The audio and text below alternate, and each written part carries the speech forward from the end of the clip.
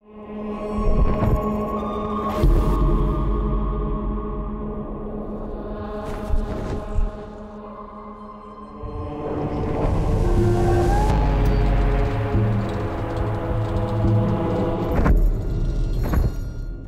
Inferno, there's just nowhere to just hang out. You know, I'm just going to go to the jacuzzi area.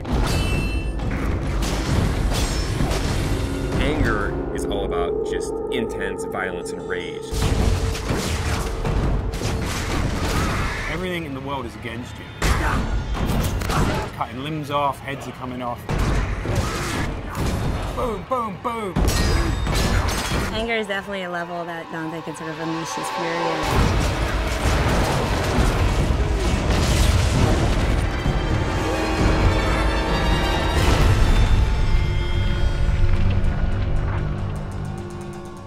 Second-to-second gameplay experiences is really where Dante's Inferno pays off. We have a combination of a multiple set of weapons. We've got Death Scythe, which is your big, powerful melee weapon. We've got the Holy Cross that shoots holy magic, and it's a range attack, it's a stun attack. You can do a lot of things with that.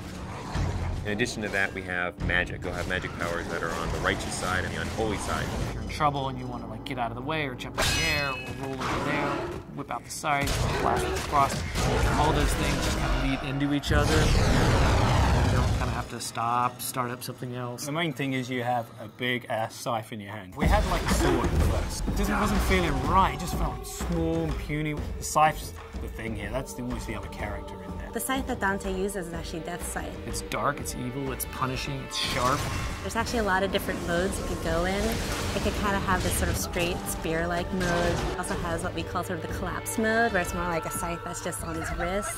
At the beginning, we're all trying to find different things. We actually bought a scythe, you know, farmers, monthly or whatever. So we bought this scythe. As soon as we got the scythe, it's got the little handles like, no, this ain't gonna work. Sometimes you'll come into work and like you'll go to the kitchen to get coffee and there's just like some guy over there like with a broomstick and he's looking at himself in the mirror like doing this or going. So not only punishing everyone with that scythe, the other part of the combat is you've got the cross as well. The cross primarily is about stunning, pushing back, holding off enemies to buy yourself time. You know, it never really touches anyone physically. It's more about the power that emanates from it.